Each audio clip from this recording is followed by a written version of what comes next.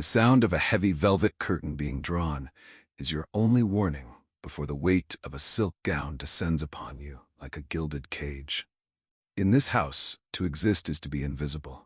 To breathe too loudly in the presence of your mistress is a social crime that can end your career in a single icy glance. You likely feel the freedom of your modern life right now, choosing your own clothes, sleeping until your alarm rings, and moving through your home without a second thought for who might be watching. You live in an era of radical autonomy. But for the soul trapped as a Victorian lady's maid, her body was not her own. It was a biological extension of her mistress's vanity. Imagine a life where you do not own your time, your hair, or even your name. You are a ghost draped in black wool, moving through corridors designed to keep you a secret, waking in the freezing dark to lace a corset that will purposefully steal another woman's breath. This was the ladies' maid prison, a system of psychological and physical confinement where the price of elegance was the total erasure of a human being. Deep within these silent rooms lies a secret, a reason why the most trusted servant was often the most feared prisoner, and why the beauty of the Victorian lady was actually a harvest of another woman's stolen life. Welcome to the ladies' maid prison. To understand the isolation of this prison, you must first understand the mathematics of the mirror. A lady's maid in a premier household might earn £25 a year, slightly more than the laundry maids, yet she lived in a far more dangerous kind of poverty. She was expected to have the refined hands of a pianist and the stamina of an ox. While her mistress wore jewels worth thousands, the maid was often forbidden from owning anything that showed personal taste. She was a ghost in the machine of high fashion, tasked with maintaining a wardrobe that cost more than her lifetime's wages. Every morning at 5, while the house was still a tomb of cold stone, the lady's maid began her war against the horror of imperfection. The architecture of the grand estate was her first jailer. She did not live in the warm, plush rooms she cleaned. She lived in a narrow, unheated attic cell, connected to the mistress's dressing room by a backstairs system, a hidden labyrinth of dark, cramped stone steps built specifically so the elite would never have to see a servant in transit. This was the architecture of erasure. The elite demanded a perfect reflection in the glass, yet they loathed the sight of the hands that polished it. In the dressing room, the air was not a sanctuary. It was a workshop of toxic vanity. The primary tools of the trade were not just brushes and combs, but lead-based powders, ammonia for cleaning bloodstains from silk, and highly flammable spirits for curling hair. To achieve that famous porcelain Victorian complexion for her mistress, the maid handled bloom of youth or pearl white, powders laced with white lead that slowly poisoned the nervous system. But the true danger was the fainting protocol. To ensure the mistress reached the socially mandatory 18-inch waist, the maid would brace her foot against the mistress's back and pull the corset laces with the strength of a sailor. It was a calculated ritual of suffocation. If the mistress fainted, it was seen as a sign of delicate femininity. If the maid fainted from the exhaustion of the labor, she was viewed as a faulty piece of equipment. This is the ultimate irony. The maid was the architect of a holy beauty that was physically destroying both the woman in the corset and the woman pulling the strings. If you find a strange, dark sanctuary in these forgotten truths, then you belong here in our circle. Stay with us as the shadows grow long in the dressing room, for the silence is about to become deafening, and the true cost of a lady's grace is written in the crushed spirits of the unseen. The architecture of the lady's maid's life was designed as a psychological vacuum. Because she was superior to the scullery maids but inferior to the family, she existed in a social no-man's land. She was often forced to eat her meals alone or in total silence, a brutal routine designed to prevent any bond that might lead to a rebellion. Her room was usually situated directly above or adjacent to the mistress's chamber, with a copper call bell that could scream for her at any hour of the night. There was no off switch. If the mistress had a nightmare or simply wanted a glass of water at 3 in the morning, the maid had to appear in seconds, perfectly composed, her own exhaustion a secret to be buried. The floor of her existence was not made for comfort. It was a narrow path between the wardrobe and the vanity, A space where she spent 14 hours a day, standing on her feet until her ankles swelled into bottles, a viscous, painful inflammation that she had to hide under her long black skirts. This was the industrial slaughter of the feminine spirit, hidden behind a veil of lace. As we prepare to move from the architecture of the dressing room to the visceral reality of the dressing ritual, remember that the woman kneeling to button those boots was not just a servant, she was a witness to the grotesque. She knew that to survive the endless demands of the belly of the mansion, she had to become a master of the mask. She would often have to ignore the mistress's temper, her odors, and her physical decay, all while maintaining the maximum sentiment of a serene, perfect household.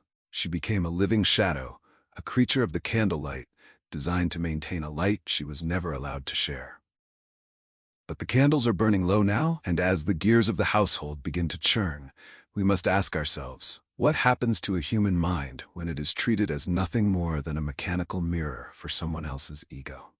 The answer lies in the silk and the lead, where the true visceral shock of the Maid's Prison is about to be revealed. The smell of singed hair and metallic powders fills the air as we cross the threshold into the dressing room at midnight. Here, the humid warmth of the household vanishes, replaced by a dry, stifling heat from the spirit lamps used to warm the curling tongues. In your modern world, getting ready is a moment of self-care, a ritual performed in front of a brightly lit mirror with products tested for safety. But for the lady's maid, this room was a laboratory of toxic vanity. The central feature of this ritual was the suffocation protocol. Imagine the visceral sensation of having your own breath stolen by another's hands. The maid would stand behind the mistress, feet planted firmly against the floorboards, bracing her strength to pull the corset laces until the mistress's internal organs were physically displaced. This was not a fashion choice. It was a brutal routine of structural violence. The maid's own fingers would grow raw and bleed from the friction of the silk cords, a secret she had to hide beneath white cotton gloves, for a maid with blood-stained hands was a maid who would be dismissed without a character. Look closely at the vanity table, where the hardware of the scullery meets the refining horror of high society. The maid was the chemist of this prison. She spent hours mixing bloom of youth or pearl white face powders, knowing full well they were laced with white lead. As she brushed these powders onto her mistress's skin, she inhaled the toxic dust herself, leading to lead palsy, a slow, agonizing creeping paralysis that started in the wrists and ended in the brain. But the medical paranoia of the era meant the maid could never complain. To show signs of illness was to be seen as vulgar or contaminated. If her mistress suffered from a fainting fit due to the corset, the maid had to revive her with smelling salts, pungent ammonia that scorched the maid's own nasal passages. This was the mathematics of misery.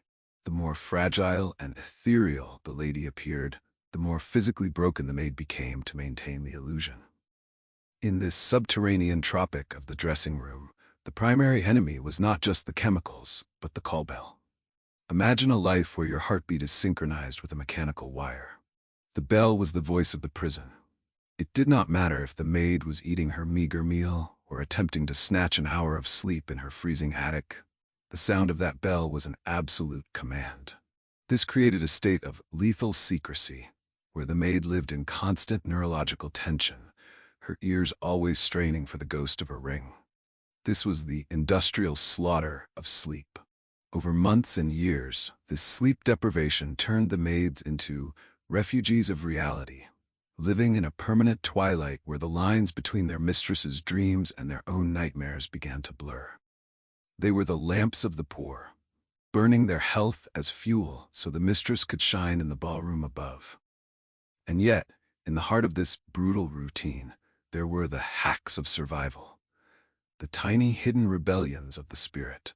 A lady's maid would often accidentally lose a single expensive hairpin or keep a small scrap of lace that had been trimmed from a gown.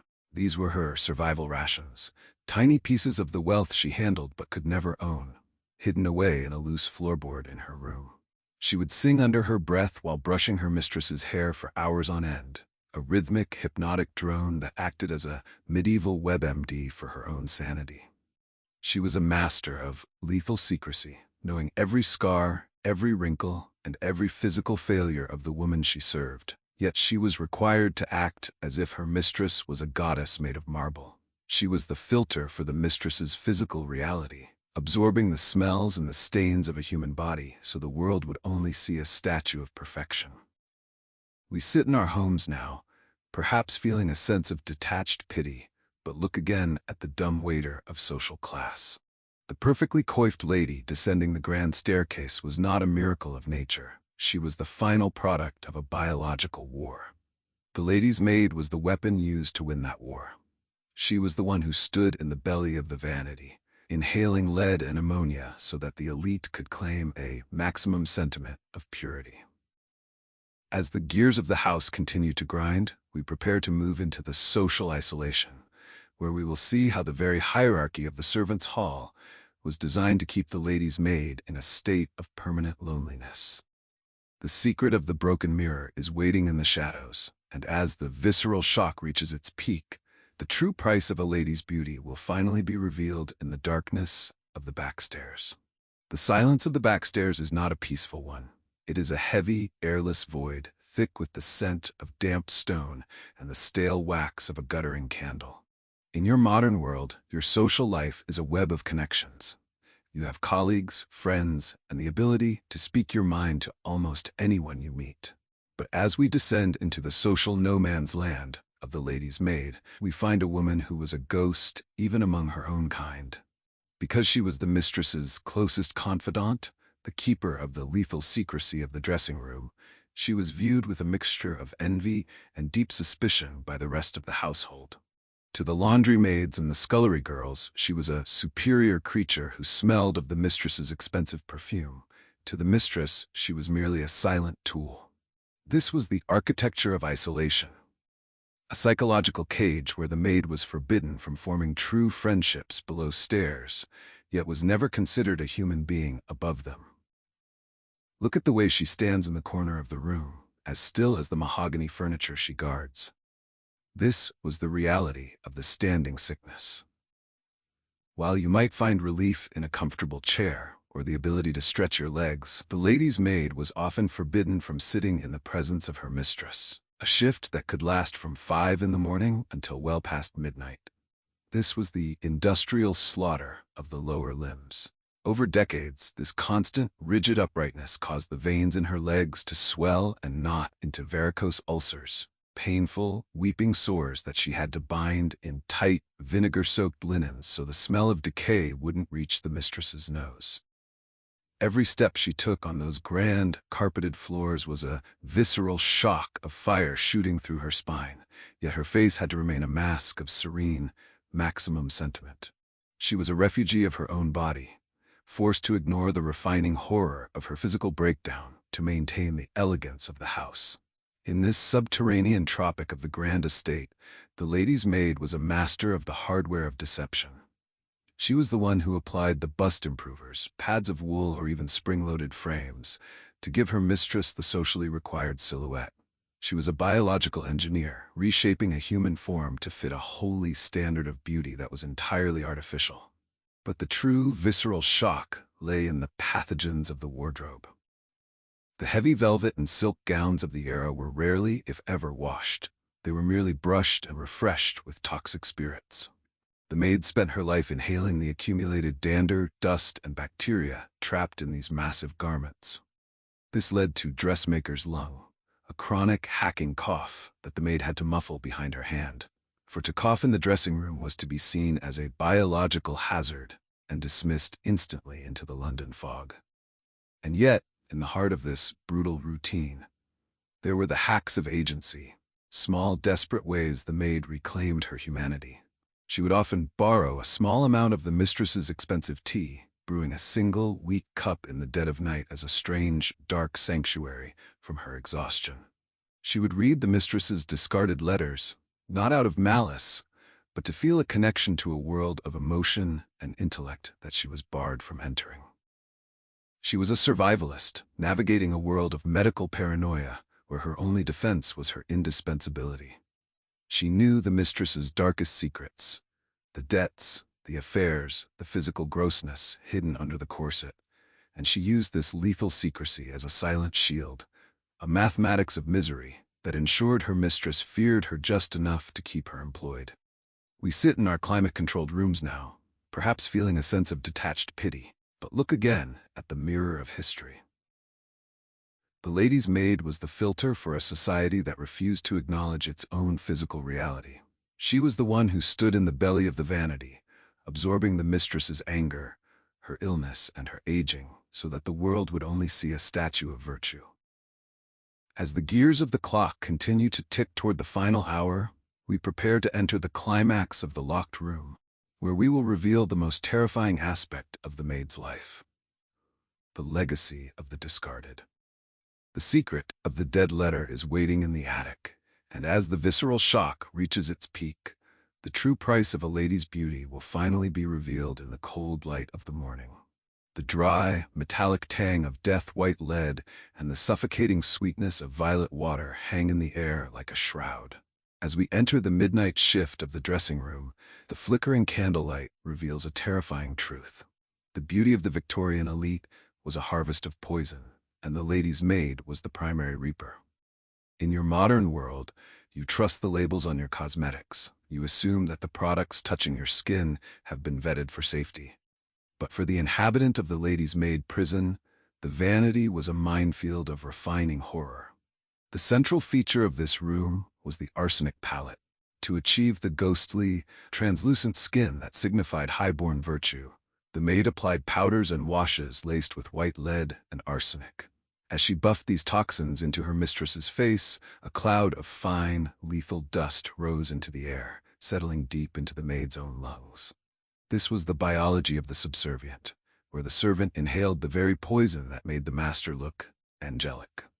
Look closely at the gowns hanging against the stone walls, specifically the vibrant, shimmering greens that were the height of Victorian fashion. This was Scheele's green, a pigment made of copper arsenite.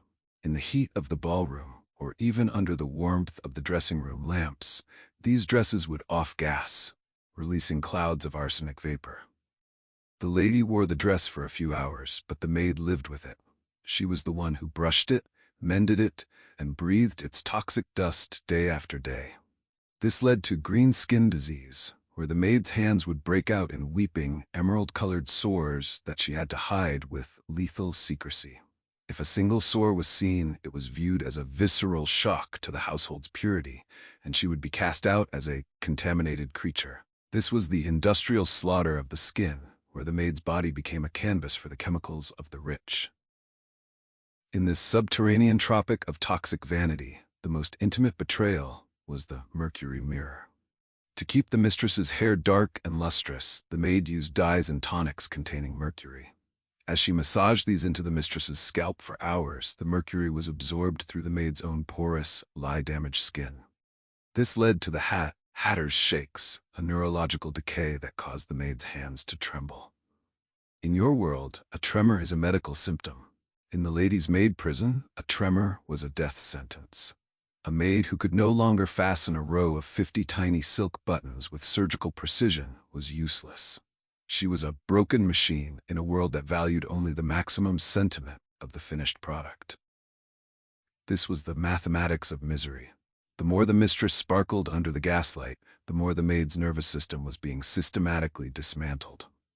And yet, within this brutal routine of slow poisoning, there was the hack of the discarded. The lady's maid had a unique right. She was often entitled to her mistress's cast-off clothing. This sounds like a luxury, but it was a gilded trap. These gowns were often saturated with the very toxins, arsenic, lead, and mercury, that had already begun to kill her.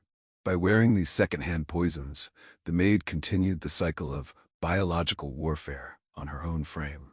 She would often spend her few hours of freedom mending these toxic rags, hoping to sell them to second-hand dealers for a few pennies to save for an old age she likely wouldn't live to see. She was a refugee of the wardrobe, clinging to the poisonous remnants of a life she was never allowed to truly lead. We are standing now at the edge of the most terrifying revelation of the vanity. As the gears of the household turn toward the final chapter, we must ask, what happened to the maid when her beauty and her health finally failed. The answer lies in the legacy of the erasure. Because she had spent her life as a silent servant, she had no home, no family of her own, and no identity outside of the woman she served. When the mercury finally took her mind, or the lead took her limbs, she was not retired. She was simply deleted. As the fire in our own hearth begins to gasp for its final air, we prepare for the climax and revelation, where we will reveal the secret of the locked attic and the final, tragic mathematics of the lady's maid's existence. The price of that virginal whiteness is about to be laid bare in the cold light of the morning. The fire is nothing more than a memory now, a pale circle of gray ash that smells of cold stone and forgotten prayers. As the final, gallows chill of the Victorian dawn seeps through the cracks in the attic, we must face the climax and revelation of the lady's Maid Prison, the moment where the gears of the household stop and the legacy of the erasure is finally unveiled. In your modern world, you believe in the permanence of your identity. You have a digital footprint, a social security number, a paper trail of a life lived. But for the inhabitant of the lady's Maid Prison, the end of her service was not a graduation. It was a disappearance. This is the secret of the locked attic, the final, terrifying mathematics of a life lived as a shadow. We must finally close the loop of the stolen life we opened in the dressing room. Why was the most trusted servant often the most feared prisoner? The answer lies in the indispensable horror. Because the lady's maid was the only person who saw the mistress without her hardware of deception, the only one who knew the grossness of the physical body, the hidden illnesses, and the moral failures, she became a living liability. In many grand estates, when a mistress died, the maid was not given a pension. She was silenced by circumstance. Because she knew too much of the family's lethal secrecy, she was often pressured into a voluntary retirement in a remote cottage owned by the family, effectively a social exile, where she was forbidden from ever speaking to the world again.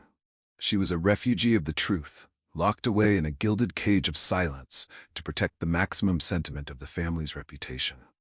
This is the visceral shock that brings us back to the light of the present. As you look at the refining horror of your own history, realize that for the Victorian, elegance was a form of structural violence. The lady's maid was a biological filter, absorbing the toxic lead, the mercury, and the psychological weight of an entire class so that the elite could remain holy. The deconstruction of expectations is now complete. The lady's maid was not a prestigious position of luxury. It was a standing sickness, a lifelong sentence of industrial slaughter, where the prisoner was forced to love her jailer. The very white gloves she wore to serve were not symbols of purity, but bandages covering the chemical scars of her existence. Contrast this refining horror with the relief you feel now as the morning sun begins to touch your skin. You have the right to be tired without apology. You have the right to own your own face and your own name. We have traveled through the subterranean tropic of the dressing room, felt the mathematics of misery in the corset laces, and witnessed the lethal secrecy of the failing mind. We have realized that the most dangerous thing in a Victorian mansion wasn't the arsenic green on the walls. It was the calculated indifference that allowed one woman to use another's life as a disposable rag. The lady's Maid Prison was a house where the mirrors were the only things allowed to tell the truth, and even they were polished by hands that were forbidden to exist. As we leave the backstairs of history and let the final shadows dissolve, I invite you to share your reflection.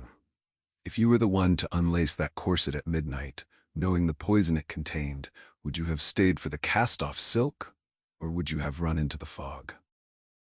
The silence of the dressing room is heavy, but it is a silence that speaks of a dignity we must never allow to be erased again. Stay with our circle as the sun rises, for the Victorian nightfall is far from over. Our next journey will lead us into the poisoner's greenhouse, where we will find that even the flowers were part of a lethal harvest.